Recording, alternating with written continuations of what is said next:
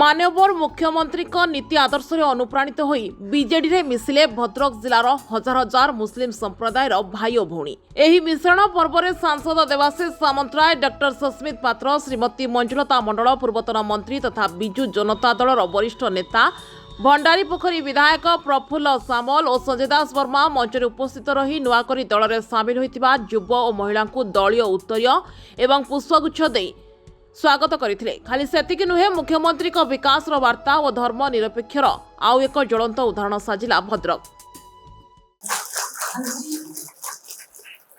आपण समस्त जानिथिले 2022 जेतेबेले आमे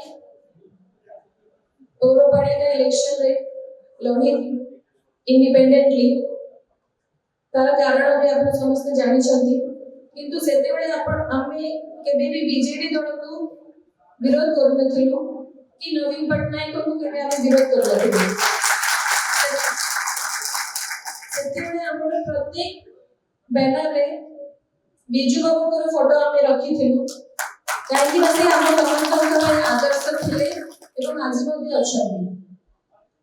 एवं आज जेहेतु आमे समस्त जेतेबेले निष्पत्ति नैथिलु, हम समस्त भद्रकवासी को एकत्रित करिके निष्पत्ति नैथिलु जे आमे इंडिपेंडेंटली फाइट करिबो।